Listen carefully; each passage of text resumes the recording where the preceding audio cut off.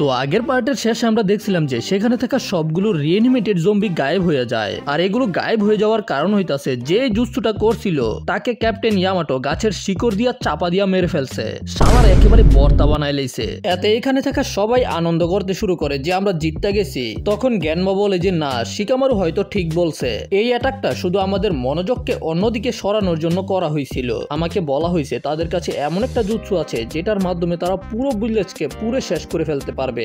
বন্ধুরা, এখন তো বাংলাদেশে শীতকাল, তোমরা অবশ্যই শীতের কাপড় চোপড় কিনবা। এই জন্য আমি বলতাছি তোমরা আমাদের হুডিগুলোকে ট্রাই করতে পারো। আমাদের হুডি এবং গেঞ্জিগুলো সর্বোচ্চ হাই কোয়ালিটির মেটেরিয়াল দিয়ে তৈরি করা। তোমরা ডিজাইনগুলোকে দেখে নাও।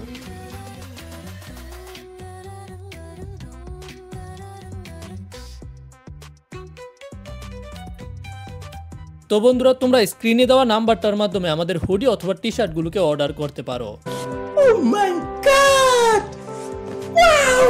আমাদের সাকুরাকে দেখানো হয় সাকুরা ওই মহিলাকে হারানোর পরে এখন রিএনিমেশন শিনোবির পিছনে পিছনে যাইতাছে। ক্যাপ্টেন ইয়ামাটো একটা রিএনিমেশন শিনোবির পিছনে ছিল, তবে আমরা দেখতে পাই যে এরা তিনজনে তো নিজেদের পজিশনে চলে আইছে আর নিজেদের জুৎসুকে অ্যাক্টিভ করতেছে, লাইম লাইট জুৎসু।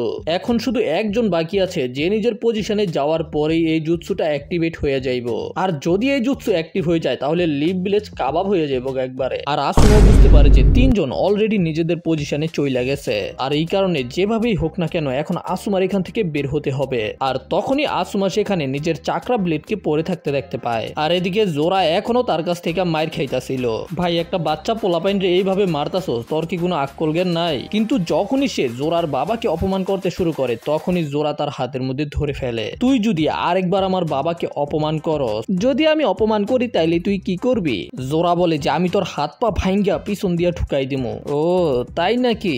আমার বাবা কখনোই এইরকম জেনোসাইডের চিন্তা করতেই পারবে না, আর আমিও এটা চাই না, এই জন্য আমি তোকে থামাবো। তখন ফুরিডু হেসে বলে যে তোকে তো এই কারণেই জন্ম দেওয়া হয়েছে, তোর হাতের দিকে একবার তাকা, তোর বিশ্বাস হইতাছে না? তোর হাতটা হইতাছে একটা মনস্টারের। যাই হোক, তারপরে আমাদের আবার এই সুন্দরীকে দেখানো হয়। এই সুন্দরী তো হাসতাছিল কারণ তার মনে হইতাছে যে সে নারুতোকে হারাই দিছে। তবে ঠিক ওই মুহূর্তে নারুতো সাইড থেকে বের হয়ে আসে আর তার উপরে আক্রমণ করতে যায়, কিন্তু এটা করতে গিয়া নারুতোর ব্যালেন্স নষ্ট হইয়া নারুতো সরাসরি ছাদের উপর থেকেই পইরা যায়। তবে ওই সুন্দরীও তখন নারুতোর উপরে আক্রমণ কইরা দেয়। এরা হাওয়ার মধ্যেই ফাইট করতে থাকে, আর নিচে নামতে নামতে নারুতো ওই সুন্দরীর হাতের মধ্যে কুনাই দিয়ে একটা পোষ মারে। আর এটা দেখার পরে তার মাথা খারাপ হইয়া যায়। কি তুই আমার সুন্দর বডির মধ্যে আচর দিলি?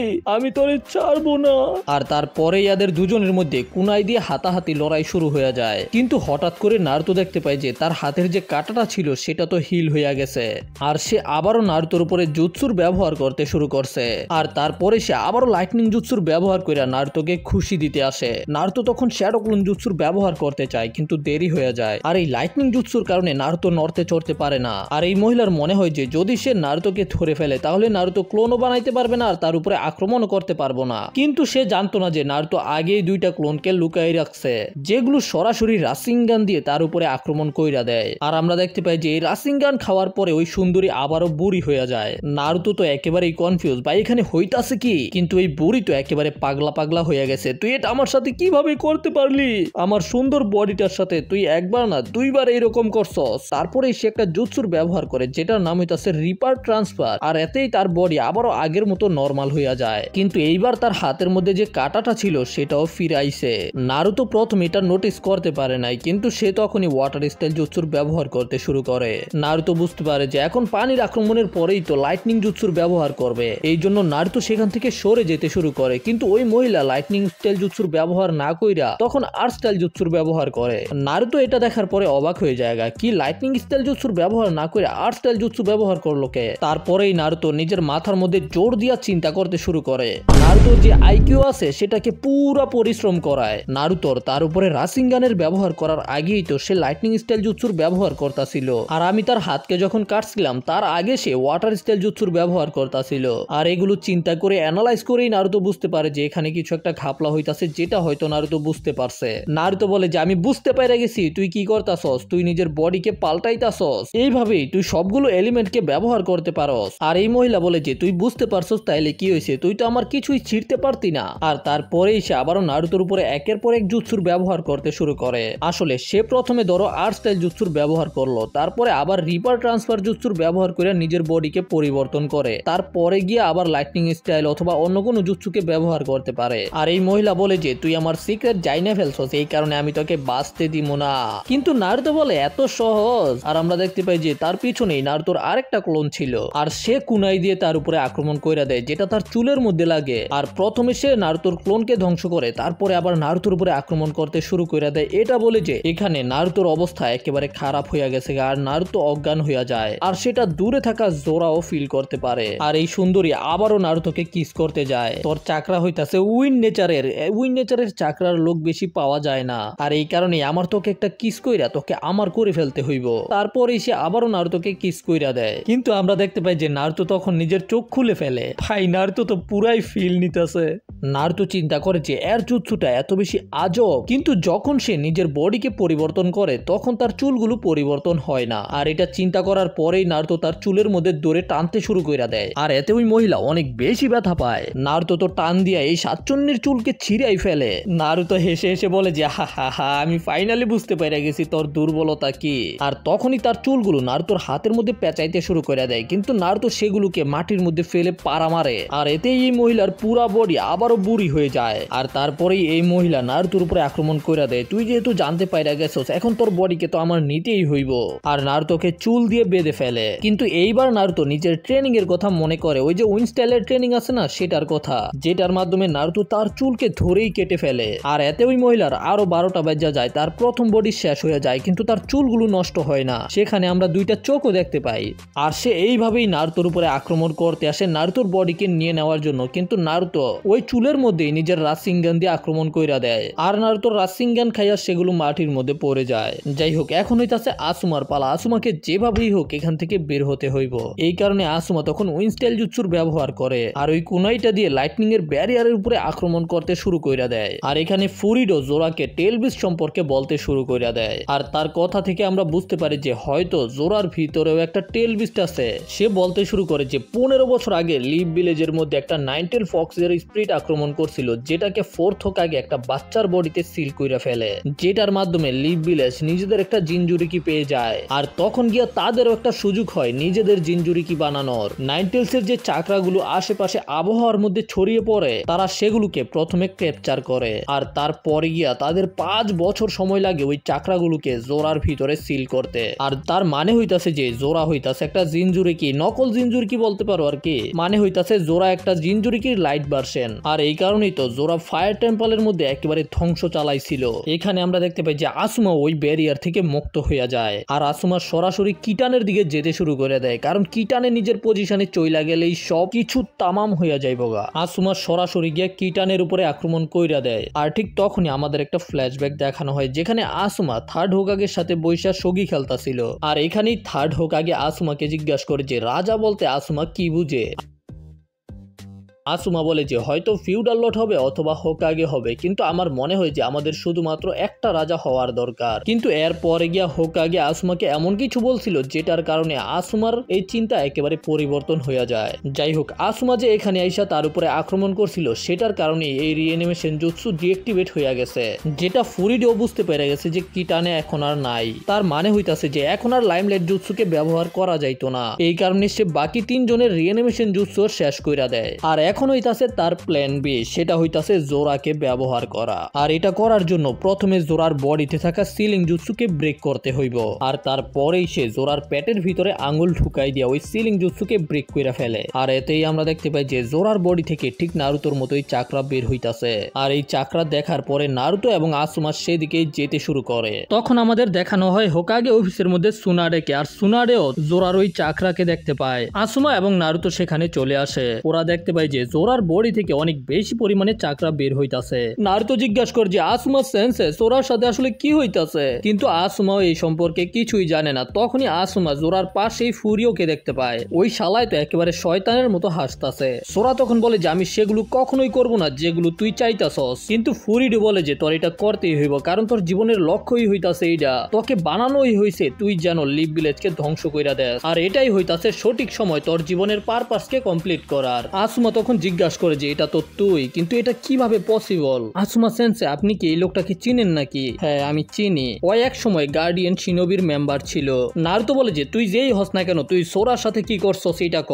আর তখন গিয়া ফুরিডো বলতে শুরু করে আসলে জোরা ঠিক তোর মতোই, তবে ঠিক তখনই জোরার বডি থেকে আরো বেশি পরিমাণে চাকরা বের হতে শুরু কইরা দেয়। এতে প্রথমে জোরার একটা হাত ট্রান্সফর্ম হয়ে যায়, আর নারুতো যখন জোরার কাছে যেতে চায় তখনই জোরা নারুতোর উপরেই আক্রমণ কইরা দেয়। আর এখানে আমরা দেখতে পাই যে জোরার চাকরাও ঠিক নারুতোর ক্লকের চাকরার মতোই কাজ করতেছে, মানে লম্বা হয়ে যায় আর কি। আসুমা তখন জিজ্ঞাসা করে যে আসলে কিভাবে তুই এটা কমপ্লিট করলি? হা হা হা হা, আমি তো মনে করছিলাম তুই আমার থেকে ভালো জানবি এই সম্পর্কে। তুই কি ভুলে গেছস নাইনটেল ফক্স যে লিপ ভিলেজের মধ্যে আক্রমণ করছিল, যে নাইনটেলসকে একটা বাচ্চার বডিতে সিল করে দেওয়া হয়েছিল, এরপর থেকে লিপ ভিলেজের কাছে নাইনটেলস এর পাওয়ার চলে আসে। তখন আমরা লিপ ভিলেজ থেকে কিভাবে পিছিয়ে থাকতে পারি, এই কারণে আমরাও সেটার সুযোগ নেই। আমরা প্রথমে নাইনটেলের সরিয়ে যাওয়া সকল চাকরাকে জড়ো করি, তারপরে সেগুলোকে 5 বছর কাল্টিভেট করে এই বাচ্চার ভিতরে সিল করে দেই। আর ঠিক তখনই নারুতো জোরার দিকে যেতে শুরু করে। নারুতো বলে যে আমি জানতাম আমার এবং জোরার মধ্যে অনেক মিল আছে। আমি দেখেছিলাম যে কিভাবে টেম্পলের লোকেরা জোরার দিকে তাকিয়েছিল, তারা নিজেদের চোখের মাধ্যমেই বলতাছিল যে তুই এখানকার না, তুই এখান থেকে চলে যা। আমি এগুলো বুঝতে পারি কারণ আমার সাথেও ঠিক এইগুলোই হয়েছিল। আর এই সবকিছু শুধু তোদের মতো কুত্তার বাচ্চাদের জন্য, যারা আমাদেরকে মনস্টার মনে করে, আমাদেরকে মনে করে আমরা হইতাছি একটা অস্ত্র। তোরে কে অধিকার দিছে যে তুই এই মনস্টারকে জোরার ভিতরে ঢুকাইছস? আর এটা বলার পরেই নারুতো তার উপরে আক্রমণ কইরা দেয়, কিন্তু সে নারুতোর সবগুলো অ্যাটাককে খুব সহজেই ব্লক করতে পারে। আর তারপরেই নিজের স্টাফ দিয়ে নারুতোকে বাড়ি দিয়ে দূরে পাঠায়া দেয়। আর ঠিক তখন আসমা চলে যায় ফুরিডোর সাথে ফাইট করতে। আর এই মুহূর্তে জোরা ওদের সবাইকে ওর থেকে দূরে থাকতে বলে। আর আসমা জোরার বাবাকে মেরে ফেলছে। আর এই ফুরিডো এখন জোরার পাওয়ারকে ব্যবহার করার চেষ্টা করতেছে। এই কারণে এখন আর জোরা কাউকেই বিশ্বাস করতে পারতো না। আর ঠিক ওই মুহূর্তে জোরার ক্লক থেকে একটা টেল বের হয়ে আসে, মানে বর্তমানে জোরা নাইনটেলস এর ক্লকের প্রথম লেভেলে আছে, একটা টেল বাইর হইছে। নারুতো তো পুরাই অবাক, ওর ভিতর তো নাইনটেলস নাই, তাহলে ওই কিভাবে নাইনটেলস এর ক্লকে ট্রান্সফর্ম হইলো? তখন আমরা এটা আসুমার কাছ থেকে জানতে পারি আসলে জোরার বডির সেলগুলো নাইনটেলস এর সেলে ট্রান্সফর্ম হইয়া যাইতাছে গা, আর এই কারণে জোরার বডিও ট্রান্সফর্ম হইয়া যাইতে শুরু করে। তখন ফুরিডো বলে যে জোরা আসলে তোমাদের জিনজুরিকির মতো না, জোরার বডি অত শক্তিশালী না যে নাইনটেলস এর চাকরাকে হ্যান্ডেল করতে পারবো। এই কারণে আমি 10 বছর ধরে নাইনটেলস এর চাকরাকে জোরার ভিতরে সিলিং জুৎসুর মাধ্যমে সারপ্রেস করে রাখছিলাম, কিন্তু এখন যেহেতু আমি ওই সিলকে খুইলা দিছি, এই কারণে ব্যালেন্স নষ্ট হইয়া গেছে। আর যেহেতু নাইনটেলস এর চাকরা জোরার বডি হ্যান্ডেল করতে পারবে না, এই কারণেই এখন জোরার বডি নাইনটেলস এ ট্রান্সফর্ম হইয়া যাইতাছে। আর যদি এইভাবে চলতে থাকে তাহলে এক সময় গিয়ে জোরা অরিজিনাল নাইনটেলস এর মতো হইয়া যাইব, মানে জোরা আর মানুষ থাকতো না। আর ঠিক ওই মুহূর্তেই জোরা নারুতোর উপরে আক্রমণ কইরা দেয়। আর নারুতোকে বাঁচাইতে তখন আসুমা ঝাঁপিয়ে পড়ে। ক্যাপ্টেন ইয়ামাটো তখন সেখানে চলে আসে, যে উড স্টাইলের মাধ্যমে ওদের দুজনকেই রক্ষা করে। আর এদিকে তো জোরা একেবারে রেগে মেগে আরো বেশি ফায়ার। ক্যাপ্টেন ইয়ামাটো বলে ভাই এতে কোনো সন্দেহ নাই, এটাই হইতাছে নাইনটেল ফক্সের ক্লক। আর আসুমা বলে দেয় যে এটা হইতাছে সোরা। হা হা হা হা, জোরা তুই ঠিক করতাছস, দেখা যে আসলে তুই কত শক্তিশালী। আর জোরা তো তার কথা শুনতাছিল। এই কারণে নারুতো তখন শ্যাডো ক্লোনের মাধ্যমে জোরার উপরে আক্রমণ করতে যায়, কিন্তু জোরা অনেক বেশি পাওয়ারফুল হইয়া গেছে। বর্তমানে জোরার চাকরা এত বেশি শক্তিশালী যে ওর কাছাকাছি যাওয়াই অনেক বেশি বিপজ্জনক। যাই হোক, তারপরে আমরা দেখতে পাই যে নারুতো সোজা হইয়া দাঁড়ায় আছে। এটা দেখে জোরা আবারও নারুতোর উপরে আক্রমণ করতে যাবে, তবে ক্যাপ্টেন ইয়ামাটো জোরাকে নিজের উড স্টাইল দিয়ে বেঁধে ফেলে। আর তখন ফুরিডো যেতে চায় জোরাকে মুক্ত করতে, কিন্তু আসুমা চলে আসে, তুই যাইতে পারতি না, কারণ তোর এখন আমার সাথে ফাইট করতে হইব কাজুমা। মানে বুঝতে পারতাছো, ওই হইতাছে জোরার বাবা। নারুতো ক্যাপ্টেন ইয়ামাটোকে বলে যে ক্যাপ্টেন ইয়ামাটো, আপনি কি এই চাকরাকে কন্ট্রোল করতে পারবেন না যেভাবে আপনি আমার চাকরাকে কন্ট্রোল করছেন? ক্যাপ্টেন ইয়ামাটো বলে আমি তোর চাকরাকে কন্ট্রোল করতে পারছিলাম কারণ তোর গলার মধ্যে আছে ফার্স্ট হোকাগের ওই লকেটটা। তাছাড়া তোর এবং জোরার মধ্যে অনেক বড় পার্থক্য আছে, যে কারণে আমি জোরার চাকরাকে কন্ট্রোল করতে পারতাছি না। আর তখনই জোরা ক্যাপ্টেন ইয়ামাটোর ওই উড স্টাইল থেকে মুক্ত হয়ে যায়। আর এদিকে জোরাও এখন পাগলা পাগলা হয়ে গেছে, যে জোরা এখন সবার কাছ থেকে প্রতিশোধ নিবে। এই কারণে জোরা সরাসরি নিজের উইন্ড স্টাইল দিয়ে আক্রমণ করে দেয়, যেটা সাকুরার দিকে যাইতেছিল, কিন্তু নারুতো নিজের কুনায়ের মাধ্যমে সেটাকে ব্লক করে। তারপরেই নারুতো বলতে শুরু করে যে আমি এই পাওয়ারের কারণে একেবারে বিরক্ত হয়ে গেছি, আমি এই পাওয়ারকে ব্যবহার করে কিছুদিন আগেই সাকুরাকে আঘাত করছিলাম, এই কারণে এখন আর আমি এই পাওয়ারের মাধ্যমে কাউকে আহত করতে চাই না, আর এখন আমি তোকেও করতে দিতাম না। আর তখন জোরা বলতে শুরু করে, কি আমাদের পাওয়ার? তুই তো আমার পাওয়ার সম্পর্কে কিছুই জানোস না। আরে শালা, তুই তো নকল, নারুতোই তাছে আসল জিনিস, তুই জাস্ট নারুতোর একটা ছোট্ট কপি। এখন ওকে এটা বোঝানোর মতো কেউ নাই, ওকে দেখাইতে হইব। যাই হোক, নারুতো বলে যে আমি এটার সম্পর্কে সবকিছু জানি, তুই কি জানোস না তোর ভিতরে যে নাইনটেলস এর চাকরা আছে সেটার আসলটা আছে আমার ভিতরে, তুই হইতাছস নকল আর আমি হইতাছি অরিজিনাল। আমি হইতাছি লিভ ভিলেজের সেই জিনজুরিকি। কিন্তু সোরা তো নারুতোর কথা বিশ্বাসই করতে চায় না। জোরার মনে হয় যে নারুতো জোরাকে ট্রিক করার চেষ্টা করতেছে, এই জন্য জোরা নারুতোর উপরে আক্রমণ করতে যায়। কিন্তু শিকামারু সেখানে এসে নিজের শ্যাডো এক্সপেনশন জুৎসুর মাধ্যমে জোরাকে থামিয়ে দেয়, আর এর সাথে সাথে চোজিও জোরাকে ধরে ফেলে। আর এগুলো দেখার পরে জোরা জিজ্ঞাসা করে, যদি তোর ভিতরে আসলেই নাইনটেলস থাইকা থাকে আর তুই যদি জিনজুরিকে হইয়া থাকস, তাইলে তোর এতগুলো বন্ধু কিভাবে হইল? তোকে তো সবার ঘৃণা করার কথা ছিল। আর এই কথাটা শিকামারু আর চোজির একেবারেই পছন্দ হয় না। জোরা বারবার বলতে থাকে, তোর তো আমার মতো একেবারে একা থাকার কথা। নারুতো বলে যে হ্যাঁ, আগে আমার সাথেও এইরকম হয়েছে, কিন্তু আমি চেষ্টা করছি আর এটা কাজ করছে। আর ঠিক ওই মুহূর্তেই জোরার বডির চাকরা আরো বেশি বাড়তে শুরু করে দেয়। এই কারণে জোরার বডি গরম হইয়া যায়, আর এই কারণে চোজি জোরাকে ছেড়ে দেয়। আর দেখতে পাই জোর হাত তো একেবারে পুইরা গেছে। আর এটা দেখার পরে ইনো নিজের মাইন্ড ট্রান্সফার জুৎসুকে ব্যবহার করে সোরার উপরে।